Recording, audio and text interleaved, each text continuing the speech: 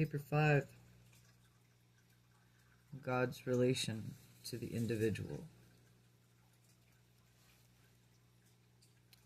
If the infinite mind of man is unable to comprehend how so great and majestic a God as the Universal Father can descend from the eternal abode in infinite perfection to fractionize,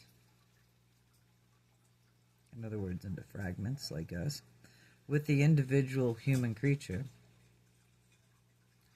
then must such a finite, there's also people that say finite and infinite. Does that even sound right? So, infinite and then finite is how I pronounce it. So such a finite intellect, rest assurance of divine fellowship upon the truth of the fact of an actual fragment of the living God, resides within the intellect of every normal mind, and morally consciousness, Urantia mortal. And where does that word mortal come from? Morantia, and the mortal temporary life you live. The indwelling adjuster does not have to go further than his own inner experience to the soul's contemplation of this spiritual reality, presence to find God, and attempt communion with Him. God has distributed with infinity of His internal nature throughout the existential reality of His 6 absolute co-coordinates, but He may have at any time make direct personal contact with any part or phase or kind of creation through the agency of His personal fragments, and the eternal God who has reserved to Himself the I would like to say precognitive, but that's not what it says. It's prerogative. Himself the prerogative of bestowing personality upon the divine creators and the living creatures of the universe of universes, while He was further reserved the prerogative of maintaining direct parental contact with all these personal beings throughout the personality circuit. It's a lot of beings to keep complete track of. I will say this. I did say a prayer to God one time, and just as a quick input here, I asked Him what it was like to be Him and what it felt like. God didn't answer me for a few days, and then out of nowhere, in the middle of the grocery store, I saw it was like seeing out of every pupil of every living creature and experiencing their life. And it was just a little too much for little humans to experience or take on. But it was a lot, and it was intense. It was a small fragment of what reminds us that mortal minds sometimes cannot handle. And that was more than I could handle with just the beginning of starting to look out of every single creature all at once was a lot for me. Okay, back to the book. The approach to God. Number 1. The inability of the finite creature to approach the infinite Father is inherent, not the Father's aloofness, but in the finiteness of material limitations of created things, the magnitude spiritual difference between the highest personality of the universe, existence, and lower groups are created intelligences. It's inconceivable, were it possible, for the lower orders of intelligence to be transported instantly into the presence of the Father himself. They would not know that they were even there. They would there be just as oblivious of the presence of the Universal Father as where they are now. There is a long, long road ahead of mortal man before they consistently and within the realms of possibility ask for safe conduct into the paradise presence of the Universal Father spiritually. Man must transcend and be translated many times before he can attain a plane that will yield the spiritual vision which is enable for him to see even any one of the seven master spirits. Our Father is not in hiding. He is not in arbitrary seclusion. He has mobilized the resources of divine wisdom and never-ending effort to reveal himself to the children of his universal domains. There is an infinite grandeur and an inexpressible generously connected with the majesty of his love, which causes him to yearn for the association of every created being who can comprehend love or approach him. And it is, therefore, the limitless inherent in you, and they're inseparable from the finite personality and material existence that determine the time, place, circumstances in which you may achieve the goal of your journey.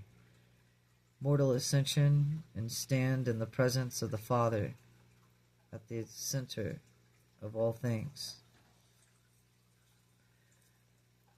Although the approach to the paradise presence of the Father must await your attainment of the highest finite levels of spiritual progression. Well, let me tell you this. It says, await. And when you look within, like Christ taught us, he says, the kingdom is within you. You realize you're one with the Father, and you're not separate. And that advice comes from Christ. So, anyway, back to the book. You should rejoice in the recognition of the ever-present possibility of immediate, communion with the bestowal spirit of the Father, so intimately associated with your inner soul and your spiritualizing self, which would be, God put the thought adjusters in us, which are like, as well as you guys will be like, I felt like to go this way to instead of going that way, and it saved your life, or something good, happened. So those are the positive things, and people call them angels. Sometimes they're called different realms, different things, right? So intimately associated with your inner soul and your inner spiritual self is the Father of all, that bestowed communion upon you and is ever present. The mortals of realms of this time and space may differ greatly in innate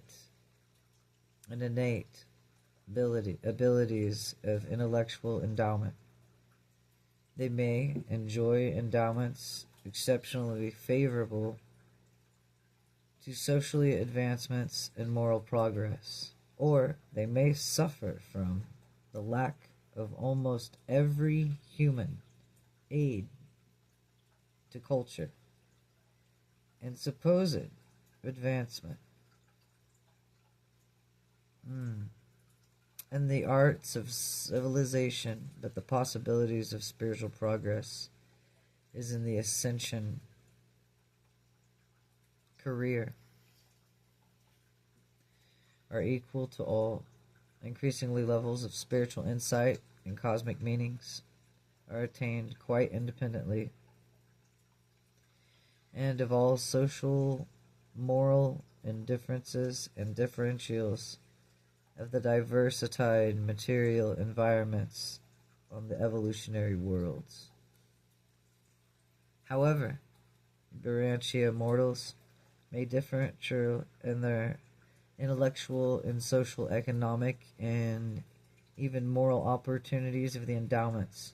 Forget not that there are the endowments of the uniform and unique, then there are all enjoy the same divine presence of the gift from the Father, that they are equally privileged to seek in the intimate personal communion with this indwelling spirit of divine origin, while they may all equally choose to accept the uniform spiritual leading to these mystery monitors.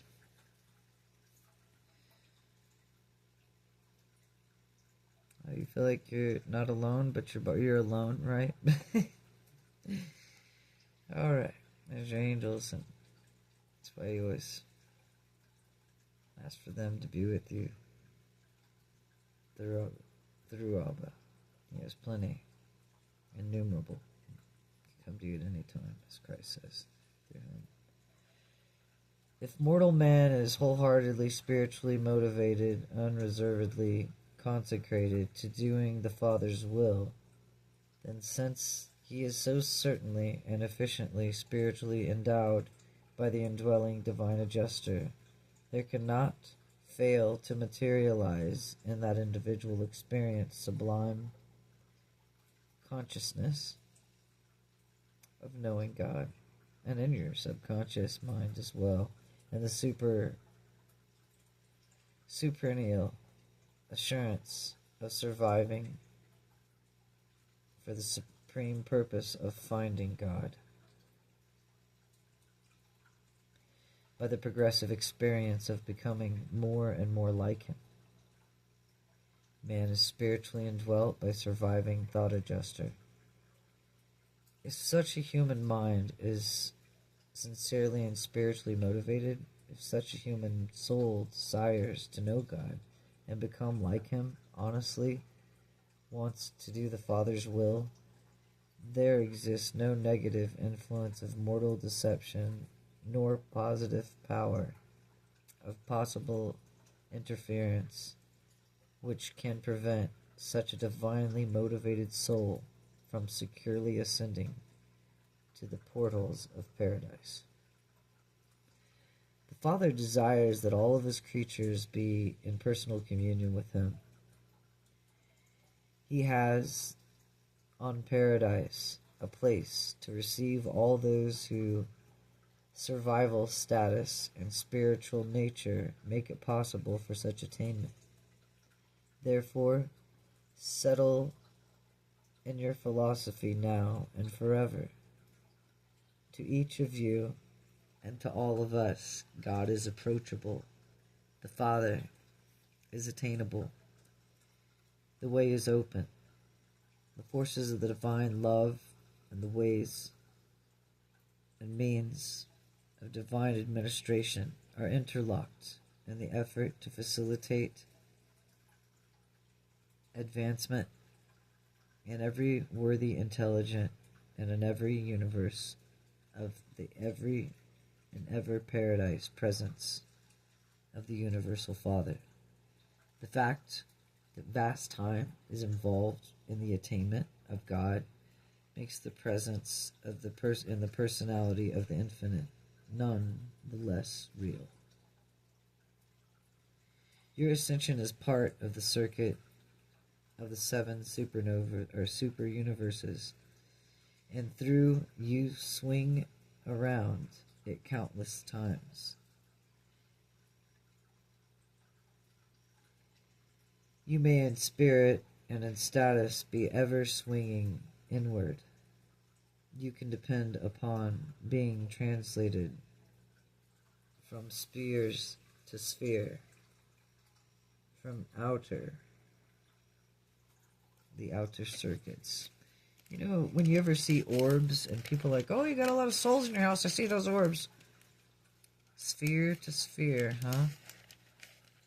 Orb to orb, maybe? So, anyway, back to the book. From the outer circuits, ever near the inner center of someday. Doubt not, you shall stand in the divine and the central presence to see him figuratively speaking face to face. It is a question of the attainment and actual and literal spiritual levels, and these spiritual levels are attainable by any being who has been indwelt by a mystery monitor, who has subsequently and eternally fused with that thought adjuster. The Father is not in spiritual hiding.